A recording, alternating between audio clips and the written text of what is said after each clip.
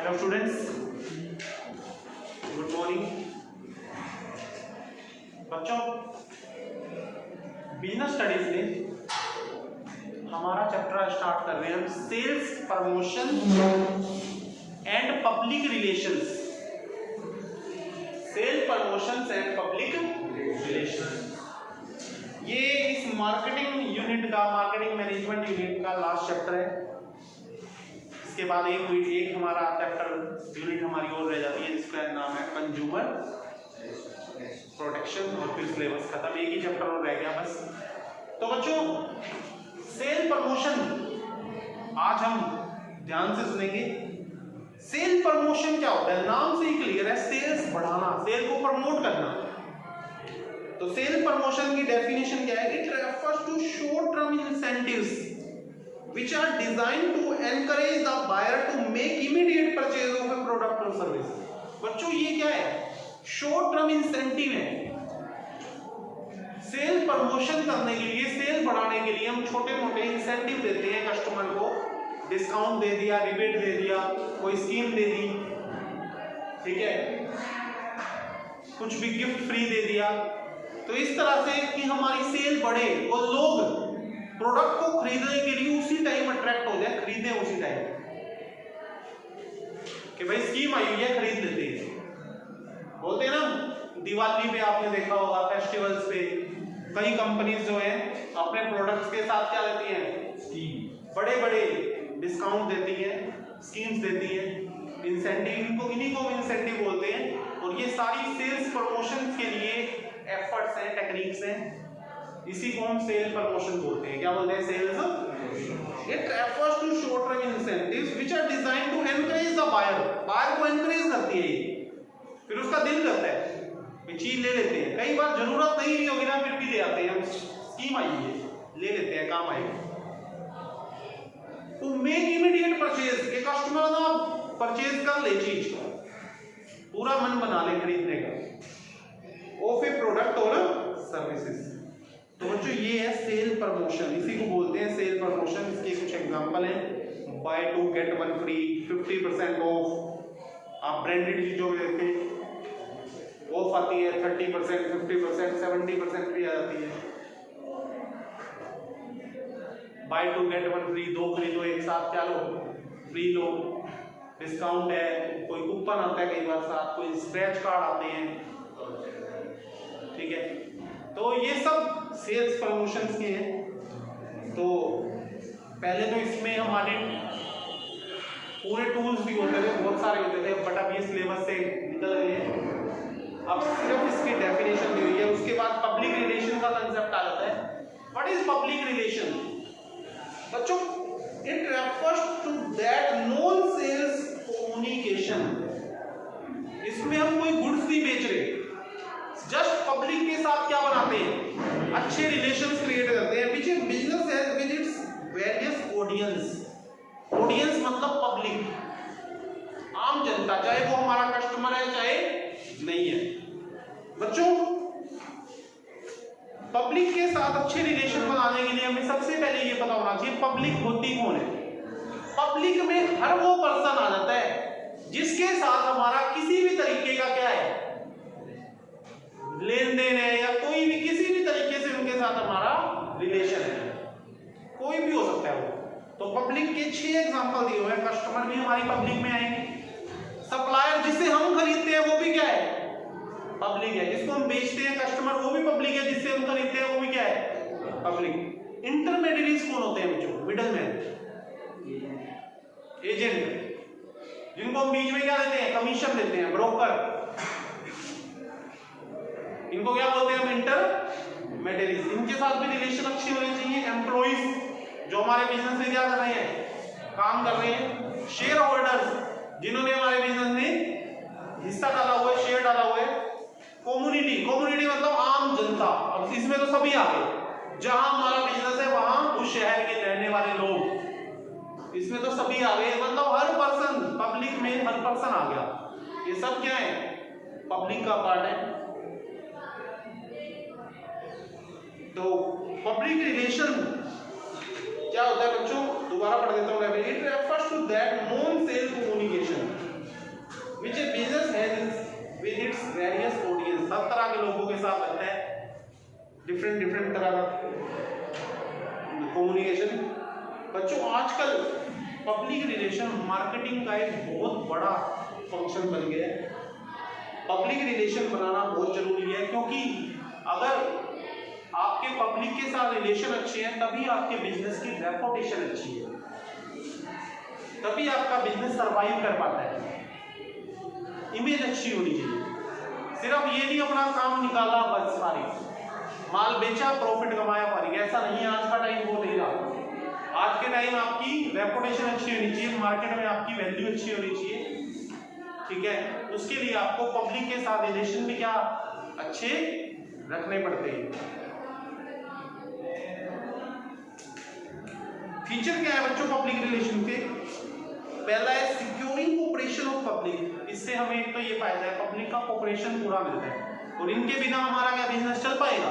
क्या कस्टमर के बिना बिजनेस चला लोगे, सप्लायर के बिना चला लोगे, इंटरमीडिएटरीज के बिना चला लोगे, एम्प्लॉइज के बिना? सबके साथ रिलेशन अच्छे होने चाहिए। आपके एम्प्लॉइज से अच्छी नहीं बनती, आपका बिजनेस नहीं चल सकता। एम्प्लॉइज तो बिजनेस चलाते हैं। एक रेस्टोरेंट है, रेस्टोरेंट का मालिक रेस्टोरेंट चला रहा है या जो वहां शेफ है वो चलाते हैं? शेफ। स्कूल है, स्कूल में टीचर्स पढ़ाते हैं या स्कूल का मालिक? टीचर्स। हॉस्पिटल में मालिक हॉस्पिटल चला रहे हैं, डॉक्टर केमिस्ट्री ये चला रहे हैं, वो चला रहे हैं। एम्प्लॉइज के साथ क्या होनी चाहिए? गुड रिलेशन अच्छे होने चाहिए, ठीक है। एम्प्लॉइज अगर सेटिस्फाई हैं, सप्लायर सेटिस्फाई हैं, कस्टमर सेटिस्फाई हैं, तभी हमारा बिजनेस क्या है अच्छा चलता है और हमारे बिजनेस की रेपुटेशन अच्छी रहती है। Successful relationship with public. Public के साथ रिलेशन क्या होने चाहिए? सक्सेसफुल होने चाहिए। पब्लिक का हमारे प्रति पॉजिटिव एटीट्यूड होना चाहिए, नेगेटिव एटीट्यूड नहीं होना चाहिए। पॉजिटिव सोच हो पब्लिक की हमारे बिजनेस के लिए। Satisfying different group. हर ग्रुप को उसका सेटिस्फाई होना जरूरी है बच्चों, चाहे वो कस्टमर है, चाहे एम्प्लॉई है, चाहे शेयर होल्डर है, चाहे सोसाइटी है। कोई भी नाराज नहीं होना चाहिए। आपके बिजनेस से सोसाइटी वाले बहुत नाराज है, आप प्रदूषण फैला रहे हो, आपके बिजनेस से इनका धुआं लोगों के घरों को तंग कर रहा है, तो देखो एक ग्रुप आपका सेटिस्फाई नहीं है। हर बंदा सेटिस्फाई होना जरूरी है, ठीक है। चाहे वो कोई भी ग्रुप हो, चाहे वो सप्लायर का ग्रुप है, चाहे वो कस्टमर का है, चाहे सोसाइटी का है, चाहे कोई भी है। Engaging in dialogue. बच्चों हर बिजनेस चाहता है कि हम अपनी गुडविल को एंजॉय करें, हमारी अच्छी रेपुटेशन हो। तो during dialogue organisation provide information, this is possible only through public relations. हमें क्या करना चाहिए? डायलॉग के थ्रू पब्लिक को सारी क्या देनी चाहिए? इंफॉर्मेशन देनी चाहिए, उनको हर चीज की नॉलेज होगी।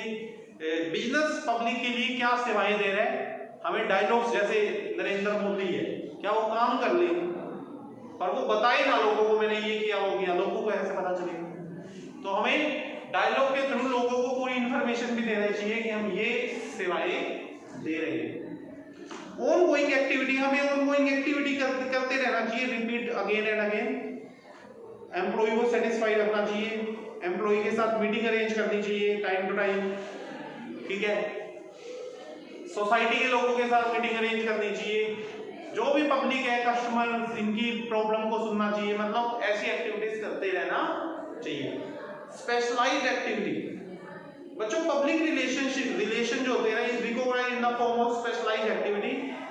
Example purchase, production, sale, finance, marketing, ये जितने भी है ये मेन एक्टिविटीज हैं बिजनेस की, इनको पब्लिक रिलेशंस पब्लिक के साथ सेटिस्फाई रहते हुए करना चाहिए कि पब्लिक हमारी क्या रहे?